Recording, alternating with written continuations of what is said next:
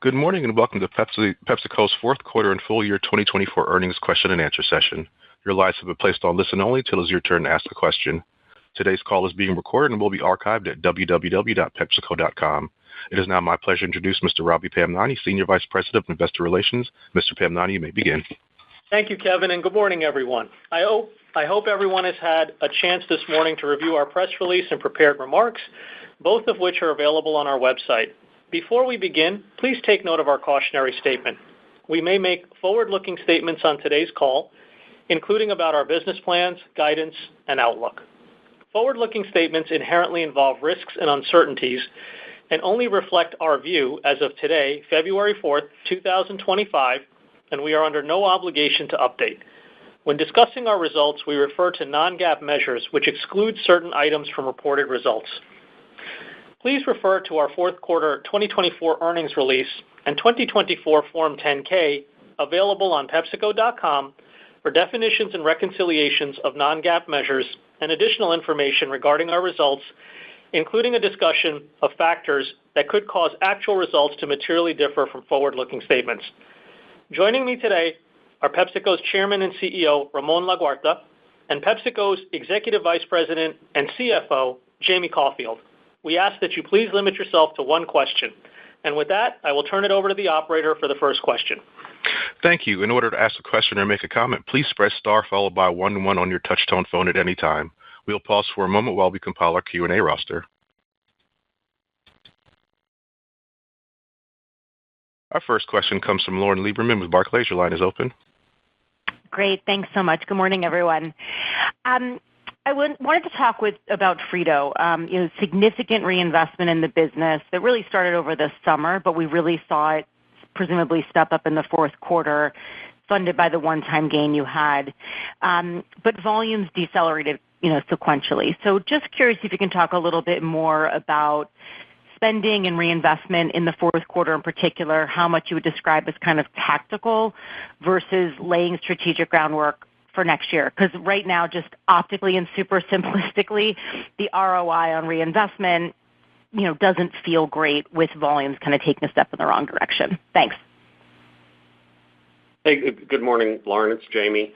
Yeah, look, we're working hard to get the momentum back into the Frito business and just as importantly back into the salty and savory category. So that's working for us, working for our customers. So we're going to continue to invest, and what enables us to invest is we're generating productivity. To your point, we did have some help from non-operating gains in the fourth quarter, and the investments are intended to improve the performance in the fourth quarter, but more importantly, to get us off to a good start going into 2025. Yeah, Lauren, hi, this is Ramon. A couple of context and how we feel about it. We're encouraged by the category. If you look at the MULO Plus, the Circana data, the category is starting to grow again in the last periods of the year, including P1. And that was the number one objective that we had: get the category back into growth, both in volume and hopefully starting to take some, see some price mix, positive price mix. I think we are there. So consumers are back into the category. I wouldn't say at a large number, but delivering growth. So that's very positive. From here, we can build on the learnings that we had during the year. What are the best ROI, as you were saying, ROI investments in value for the category? But most importantly, we understand the bigger trends where we can innovate, where we can bring to the category new spaces that will drive additional locations into the category. Moreover, for our own business, the big opportunity we're also addressing is the away from home opportunity, which is a blue space, a blue ocean of opportunities for us. And as consumers are being less at home and more away from home, we think that's another area of opportunity. So I would say category growth back to good levels. We're starting to see some pricing in the category. the consumer programs and the commercial programs for next year look very strong, addressing innovation spaces that have been unmet at this point, I would say. And then obviously for us, away from home as a big opportunity in our food business, we have more of our business in beverages away from home, but for foods is an underdeveloped opportunity. So that's how we're thinking about investments that we put back into the business in Q4. As you said, we reinvested most of the one-time gains in building the infrastructure to capture those opportunities in 25. Thank you. One moment for our next question. Our next question comes from Bonnie Herzog with Goldman Sachs. Your line is open. Thank you. Good morning, everyone. I actually had a question on your guidance for this year. Your EPS guidance assumes some leverage, but not nearly as much as you've reported in prior years. So just, kind of wanted to understand the drivers of this. I assume your productivity savings will remain robust. So should we assume that the level of investments in your businesses are going to ramp a fair amount this year? And if so, could you maybe give us a little bit more of a sense of the types of investments? For instance, Ramon, are you considering more price investments at Frito? And then also you got in an EPS range versus your typical percentage increase. So is the idea there that you would ultimately like to have more flexibility this year to maybe push more aggressively on investment levels if needed? Thank you. Yeah, I would say, and Jamie will add to this. I think the way we're thinking about the year is continuing with the systematic productivity multi-year programs that we talked to you about, so automation, digitalization, global capability centers, simplifying the company, deduplicating. So there's a lot of, and we feel very strong about that. We are reinvesting into, price partitions that we're not participating for Frito. If you think about, there's sub $1, sub $2. There's multiple price partitions where we're not participating. We're rethinking we're redoing our price pack architecture on single serve, on multi-packs and multi-serve to make sure that we attract consumers depending on their disposable income during the month, they will be able to access our product, across the multiple parts of the portfolio. And then to your point, we're being cautious. Like the reality is that the world looks better from the unemployment point of view. There's very low unemployment around the world. There is, I think better inflation in most of the markets. However, the world is very volatile if you think from the geopolitical point of view or some of the potential, decisions that governments might take going forward. So we think it's prudent for us to give a guidance that reflects all that. And obviously, we can invest in the business and continue to invest for the long term as we always manage the business, but also give us flexibility to react to potential circumstances that might come our way in the coming months, especially, I would say, the first half of the year. I don't know, Jamie, yeah, also in terms of Forex and... Yeah, I'd add, we have about a 3.4x hit. Obviously, the dollar's strengthened recently. Peso is the biggest piece of that 4x guide. And then below the line, we're expecting higher net interest expense. Part of that is as we've rolled over debt, we've issued at slightly higher rates and then higher debt balances with the acquisitions of Siete and the 50% of Sabra that we did not previously own. On top of that, pension expense going to be up a bit. So where we typically have maybe a little bit of leverage from below the line items, it'll be a bit of a headwind. So you should expect the sector operating profit to grow in excess of what we're guiding on EPS. Thank you. One moment for our next question. Our next question comes from Kaumil Gajrawala with Jefferies. Your line is open. Hey, everybody. Good morning. A couple questions, I guess, on the restructuring and sort of realignments. I guess the first thing is, I don't know if it was 10 years ago, but there were a lot of conversations around splitting beverage and snack as two different businesses. And I just wonder if these restructurings are maybe a prelude to something bigger down the road, or maybe what's your appetite for that? And then I guess in the midst of a restructuring like this, does that also mean that any other M&A is off the table after these two recent deals? Thanks. Okay, Camille. The reasons for the restructure are multiple, but I'll summarize. The international growth opportunity is very large for us, and we want to have focus between what is a franchise beverage opportunity and what is mainly a food operating unit opportunity. So we're separating those two, make sure that we have category focus, but most importantly, we have a consumer and franchise-facing organization and a consumer and operating-facing organization, internationally capturing what is a very large growth opportunity. Now, in the U.S., we have been investing in systems, and we've been investing in data, we've been investing in infrastructure. Now we're ready to capture the benefit of some of those investments in better short-term cost running the business, and there's duplications in how we service the two organizations. So that's an opportunity. We want to continue to have very focused category teams that understand the consumer, innovate, manage the category separately. But also we see an opportunity to build the future together in a different way. So if you think about infrastructure, if you think about technology investment, if you think about a lot of the big decisions that we have to make for the future of the business, we have an opportunity to do that in a much more harmonized way in the U.S. So those are the three big ideas that I think for the next chapter of the business and our accelerated growth ambitions and margin expansion is the best way to run the organization. Thank you. One moment for our next question.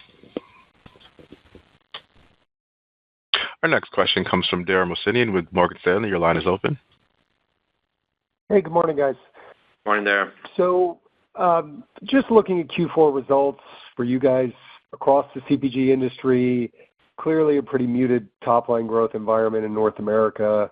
I know you touched on Frito-Lay North America already, but I'd just love to get a bit more granular on how you're specifically managing the business differently in 2025 relative to the back half of last year on both the Frito-Lay and beverage side of the business, and areas you're emphasizing more, such as innovation, et cetera, and just sort of the tweaks in strategy in light of that sustained environment. And also just, can you give us a quick update on performance in Mexico in Q4, somewhat tied into the same vein of a subdued consumer environment? So any update there would be helpful. Thanks. Good. Thank you, Dara. So let me start from, the international business remains by far our largest growth opportunity, and we've been investing consistently over the last 10 years. We'll continue to invest to continue to nurture this big opportunity for us to develop per caps and continue to build a scale business with high margins.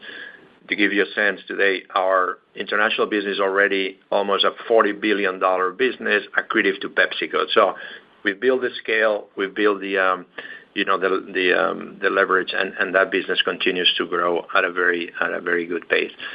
Now, in North America, we're encouraged by what we're seeing. We're encouraged by, in the beverage business, a continuous improvement of our margin, and that was something that we put as a key objective a few years ago. We see our line of sight to a mid-teens margin in our beverage business. That continues to be a aspiration. Now, I think we have an opportunity to do better on the top line in beverages, and that is the focus for this year.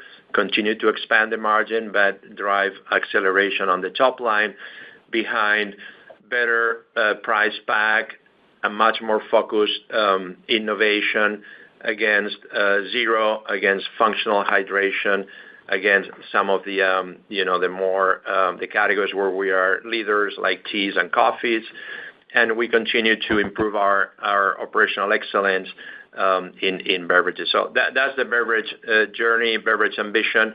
Again, productivity at the center. I think the teams have been doing a great job in improving operational efficiency across, buying, across making, across moving, and everything else. So that's the journey on beverages.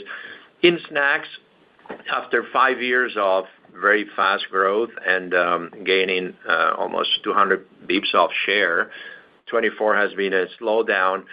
Our number one priority this year has been stabilizing the category, making sure that consumers come back to the category with good ROI investments. I think we can say that we see that happening. We're seeing the category starting to grow again on volume in the last 3 months, and a little bit of pricing in the category. Frito has a very strong program for 25, much better price point execution and partitions, as I said earlier in the call. Much better innovation. We're moving more of our A&M dollars towards what we call positive choices or permissible offerings for the consumer. A new line of no artificials under Simply, which will have all our brands. More effort on baked, more effort on lightly salted, more efforts on parts of the portfolio where we see consumers moving. A lot of effort on portion control, a lot of effort on single serve, on multi-packs, and a lot of efforts on availability of our small portions. And then, as I said earlier, away from home continues to be an investment area for Frito, something that was in our strategy. Now we're dialing up the opportunity to have our products available away from home, but not only in the form of a conventional bag of our snacks, but also more elevated experiences in form of ready-to-eat almost solutions or mini meal solutions. That's why the acquisitions of Siete and Sabra feed our strategy as they give us not only better for you snacks, but also the option to participate in meals and mini meals in a much more intentional way. So those are the broad strategies. We'll talk more at CAGNY and how we're thinking about all these for the coming years. Thank you. One moment for our next question. Our next question comes from Brian Spillane with Bank of America. Your line is open. Hey, thanks, operator. Good morning, everyone. Hey, Ramon, I'd like to pick up on the comments from the previous question related to Frito, and I guess the focus on some of the more positive choices. And I guess as we step back, right, and we've all been trying to understand both the Frito share and the category, how much of it is just simply price got ahead of the consumer's wallet, how much of this is now a change in preference, right? Is healthier a more important objective from here? And then I guess the last is just where Frito kind of fits in mini meals, because meals have become more expensive, and is there a migration to a dollar menu relative to a bag of Lay's and a Pepsi? So against those three things, which one is the most important? And specifically, is there something that you're hearing from consumers that is causing a refocus on the more positive choices? Yeah, it's a great question. It's actually probably the most strategic question. I think when we talk to consumers, value is the number one decision maker, and it's the reason why the category is slowed down in the last 12 months. So we think that addressing value, giving the consumers choices at different price points, different solutions throughout the month, the consumers will be making choices as they trying to maximize their disposable income. So I think that continues to be the number one focus, and I think we have a much stronger pricing, sizing, and promotional activities that address that, with high ROI and maximizing the value of the category. I think there is a more awareness from consumers to the food and the drinks that they consume. I think this has been a multi-year evolution of the consumer in the U.S., globally, obviously, as well. And obviously, some parts of the world are more advanced, especially European consumers. But we think there has been more conversations on social and more, we've seen some behaviors as well. So that is maybe an acceleration in the U.S. market that we are very well positioned to capture. You think about portion control, probably being the number one solution for consumers to stay in our categories is small portions of our favorites, ideally improved favorites with lower sodium and lower fat and no artificial. So portion control of our favorites is a big strategy. There's also consumers that are looking for more functionality, and they're looking for protein in their snacks. They're looking for whole grain in their snacks. They're looking for other benefits, and we're also well positioned. If you think about Sun Chips and how Sun Chips is innovating with whole grain and now legumes, you think about Stacy's with whole grain. If you think about Quaker with protein snacks, if you think about popping and baking and better frying, lower fat frying options that we're putting on in front of consumers, those are all tools in our portfolio enabled by very capable R&D that we will continue to expand. And the truth is that our partners have been great partners in expanding space for us in stores and giving us the tools to maximize consumer impact. So that will be big in 25, and we're pivoting a lot of our A&M into those spaces.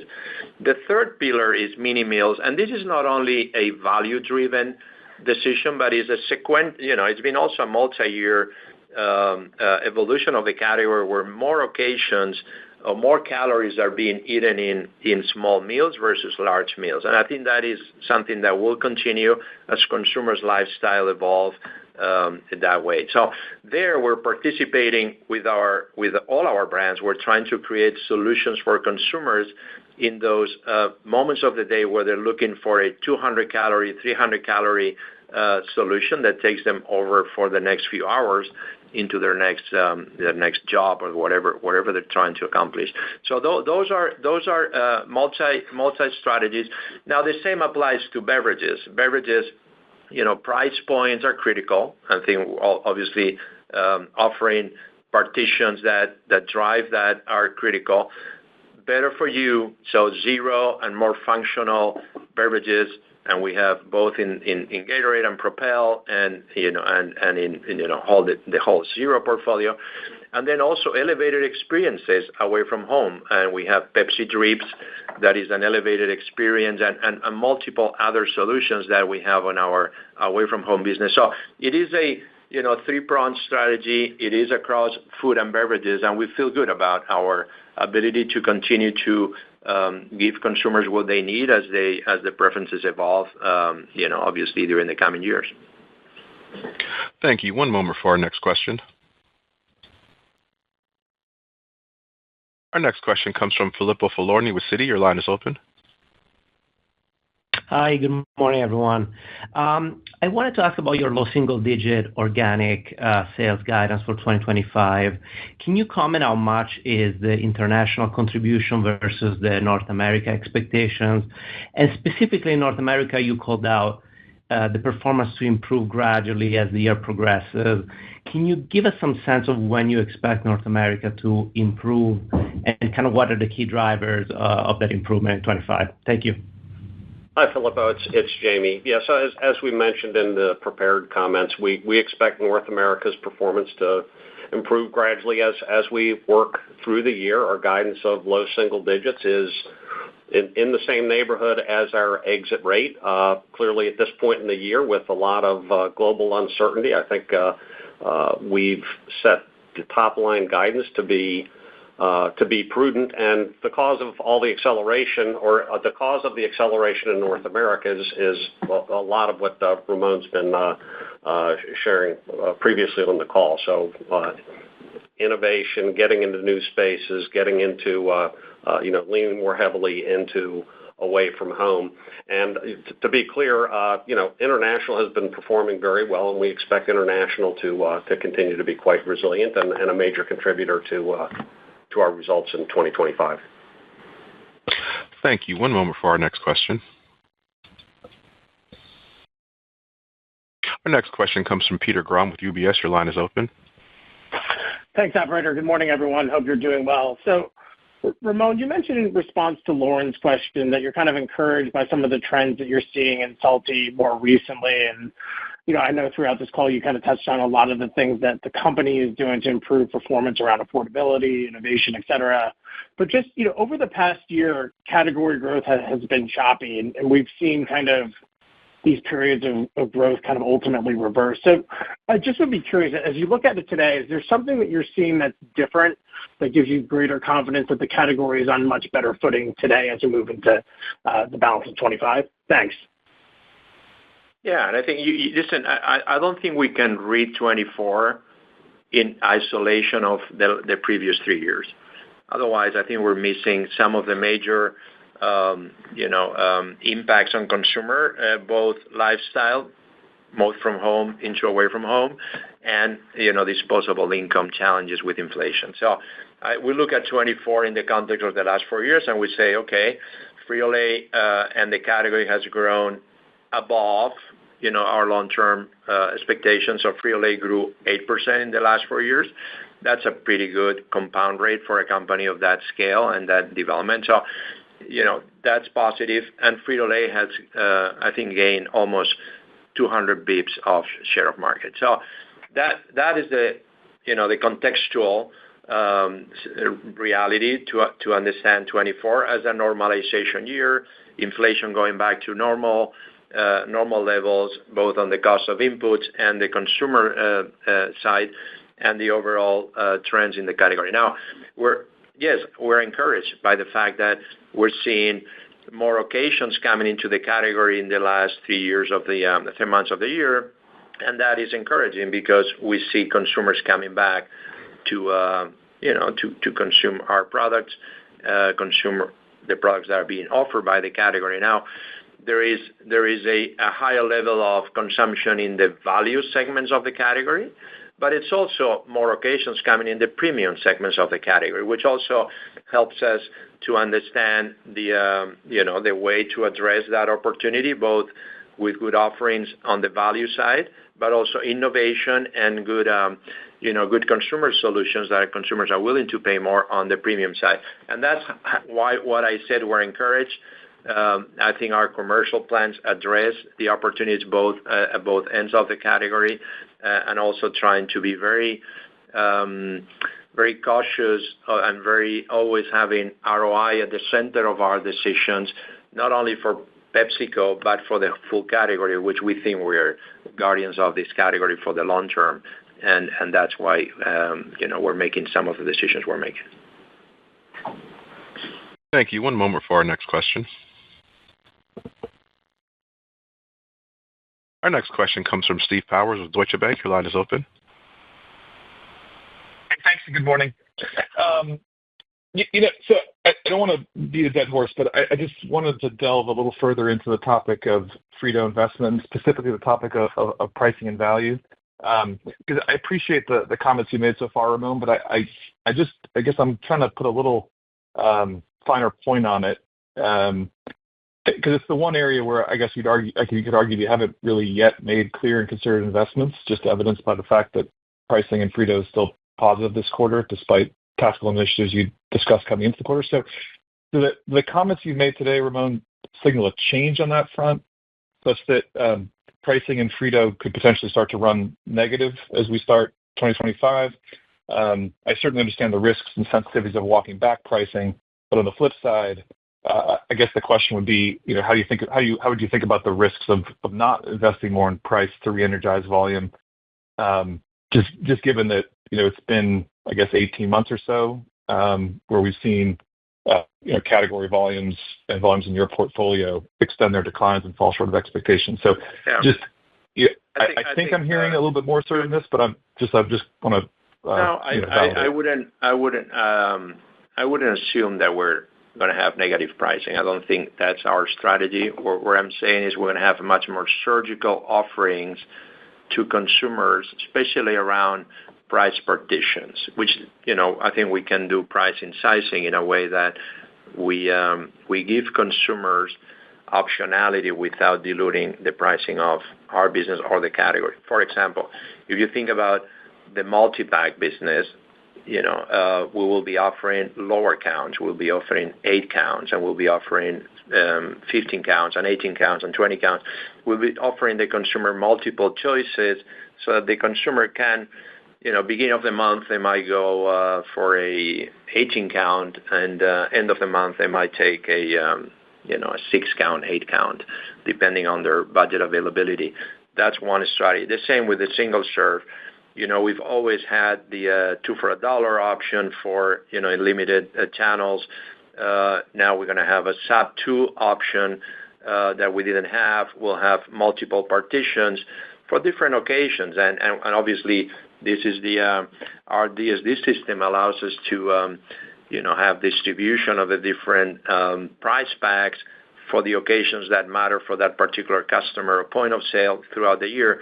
So those are capabilities that we have in place. Now we would have the offerings, we'll have the executions, and we'll have the partnership with our customers to try to continue to drive value for the consumer and for our partners and for ourselves.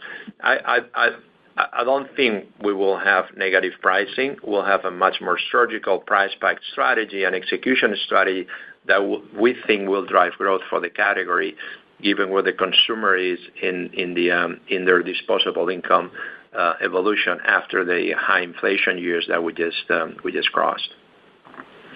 Thank you. One moment for our next question. Our next question comes from Michael Lavery with Piper Sandler. Your line is open. Thank you. Good morning. I just want to come back to Frito, really not as much the pricing piece, but some of the other spending. At the end of Lauren's question, you were saying you reinvested most of the one-time gains in infrastructure, and I just want to maybe understand a little bit better what that is. I mean, I think, the optics she pointed out are a little funny, but if we understand that better, I think that's helpful. And just a little bit related, you said that the percentage of sales for advertising and marketing went up in 4Q. Can you maybe touch on what your expectations are for 2025 for that? I'll start with the A&M. I'd expect our A&M to be pretty consistent as a percent of sales in 2025.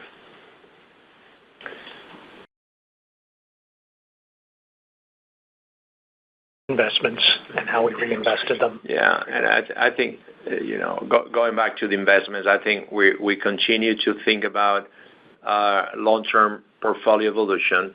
So, continue to invest more on the future platforms that we're trying to create, whether it's portion control platforms, whether it's permissible platforms, whether it's away from home platforms. All of those require investments up front, especially away from home requires some investments to be able to capture new channels and new opportunities. The same with some of the the new platforms that we have to invest to get it off the ground. That's why my comment on Q4 investing on those platforms. But again, we're trying to run the business for the long term, trying to establish good options for the consumer in all the different price partitions, move the portfolio to where we think are, the new pockets of demand.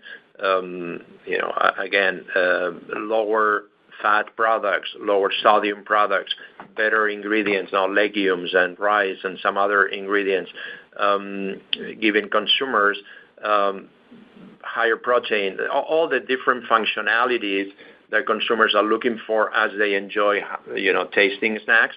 And then again, the away from home opportunity being much bigger, both with mini meals and some ready-to-eat solutions that our brands can participate. We're seeing high demand, and that will require investments to be able to capture for the long term. Thank you. One moment for our next question. Our next question comes from Drew Levine with JP Morgan. Your line is open. Hey, can you hear me? Yes. Hi, Drew. Hey there. Thanks for taking the question. So I think this is the first quarter in a while where energy wasn't specifically mentioned in the prepared remarks. Wondering any change in view of the category or PepsiCo's platform in the category.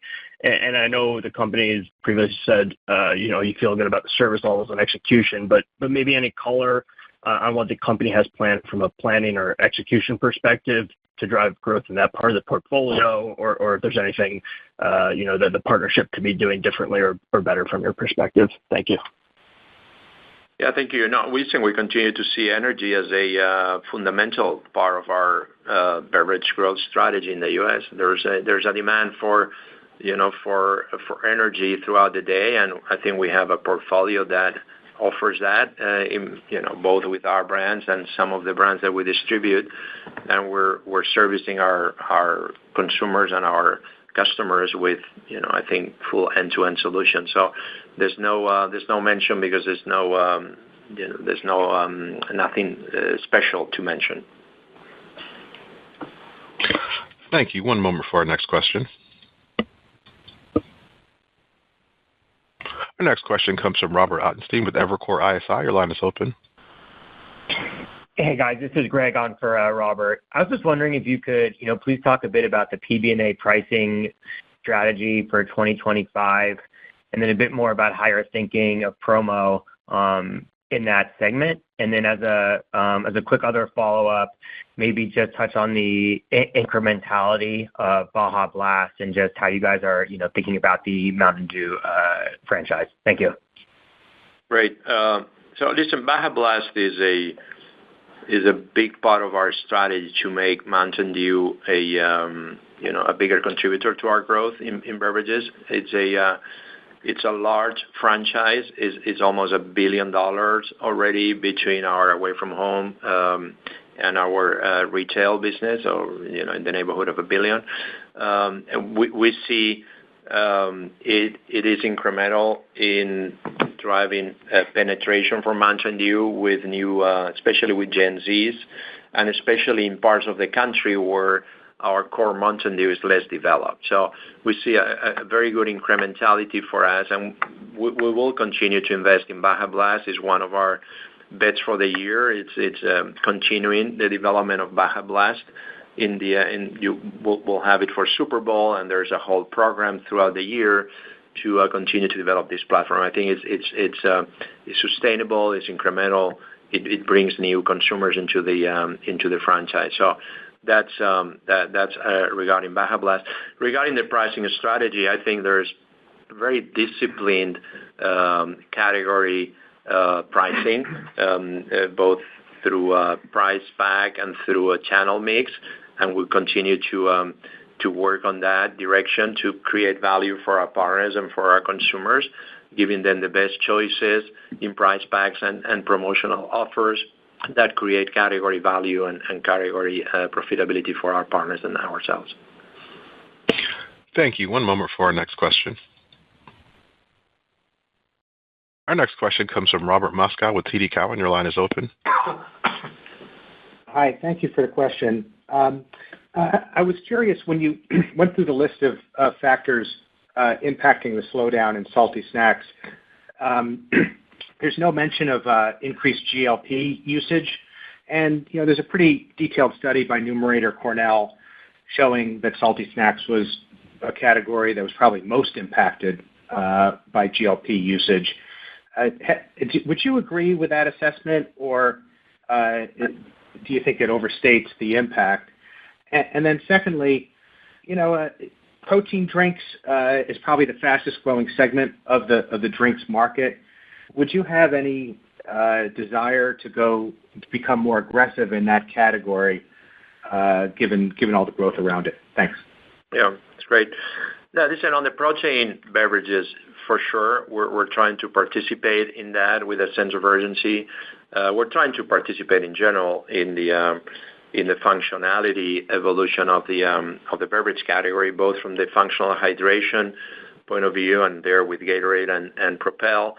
And we see the opportunity to continue to create more value, both in terms of hydration, but hydration plus protein as well in that space. But yes, in terms of protein, both through muscle milk and some other innovations, we're looking at participating in that category, which, as you were saying, it is growing faster than total LRB.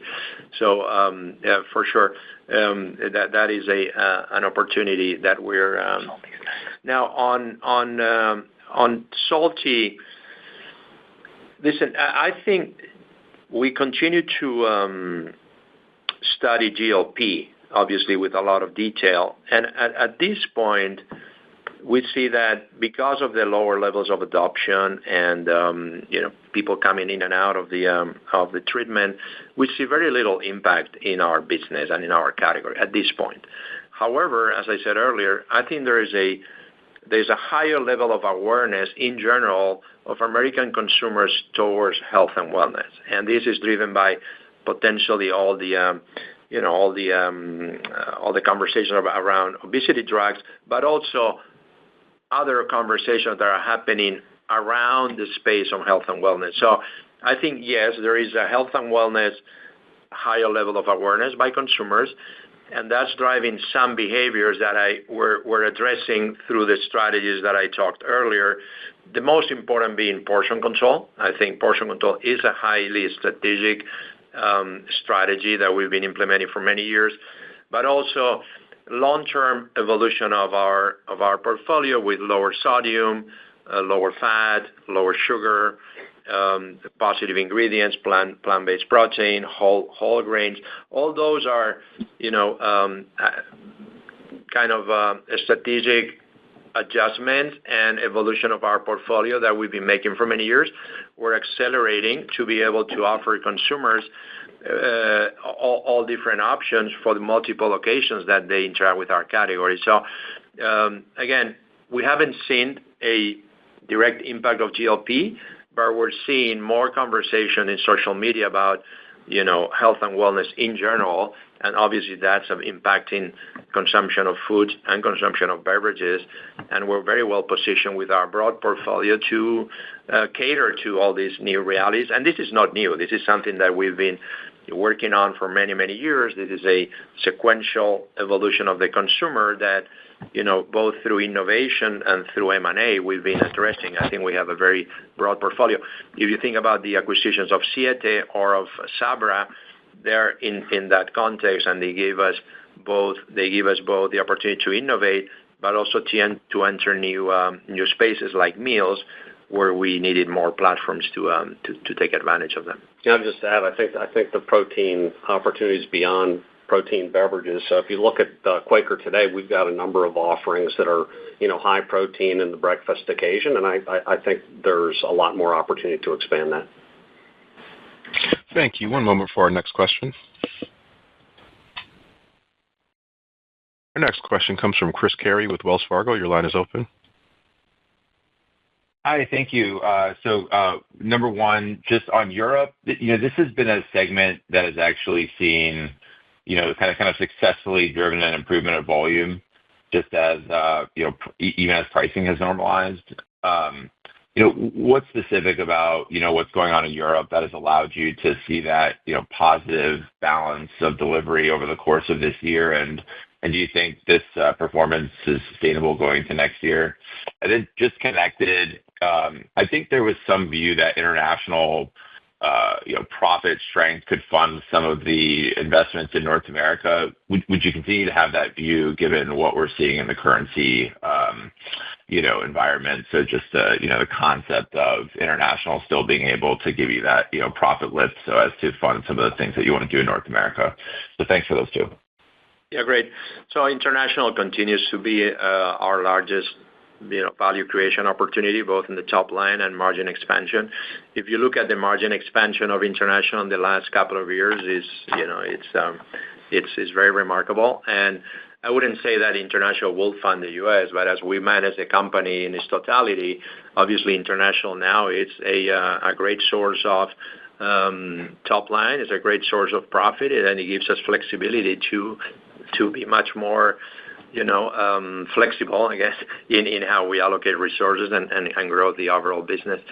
With regards to Europe, it's just I would say, consistent strategy by our teams. I think the teams have done a great job in being very balanced in simplifying the business, extracting unnecessary costs from the P&L and reinvesting those in growth in platforms that have been very good for us long term.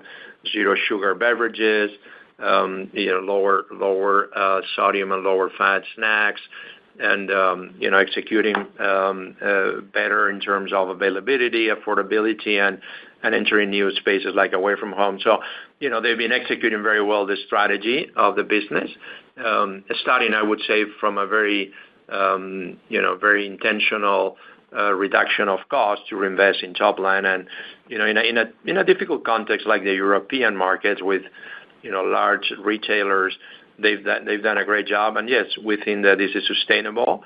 We think this will continue in this year and coming years.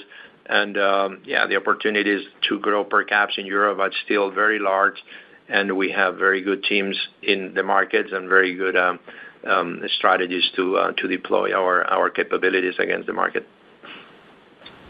Thank you. One moment for our next question. Our last question comes from Kevin Grundy with BNP Paribas. Your line is open. Great. Thanks. Good morning, everyone. Ramon, I wanted to take a step back here and give you the opportunity to perhaps level set on the company's longer-term organic sales guidance of 4%-6%. So not asking you to be redundant in any way, but pulling together a lot of themes on the call. Seems like you see issues in the snacks business as more transitory or cyclical as opposed to secular. You sound confident on the strength of the business outside the U.S., but perhaps maybe cautiously optimistic. You have the right plan in place to return snacks to growth. Time will tell. But as we sit here today, can you maybe comment on your level of confidence these are indeed transitory issues facing the business and that 4%-6% is still the right growth rate for your current portfolio on an intermediate-term basis? Thank you. Thank you. Great question. And I think, obviously, we see our long-term growth of the business and in those levels, 4%-6%. And we're obviously going to try to go for the upper end of the long-term guidance. Again, very high growth in international. We're very confident that our North America business will accelerate this year. We're very confident in our plans and our long-term. And we see opportunities, especially away from home, as billions of occasions in a daily basis that we need to go and capture with much more intentional products and consumer-facing go-to-market. So, those are big opportunities. We remain very committed, and we also remain very committed to translate that growth into a high single-digit EPS. And if you look at our last 5 years, we've been delivering above our long-term guidance, both in top line and bottom line, and we don't see any reason why we should not continue to deliver at those high levels if you take the next 5 years in context. So thank you very much. This has been a good conversation, and I really appreciate your questions. Thank you for staying invested in our business. We look forward to the meeting in CAGNY, and also hope that you guys enjoy our products during this weekend Super Bowl game. So thank you. Ladies and gentlemen, this does conclude today's presentation. You may now disconnect and have a wonderful day.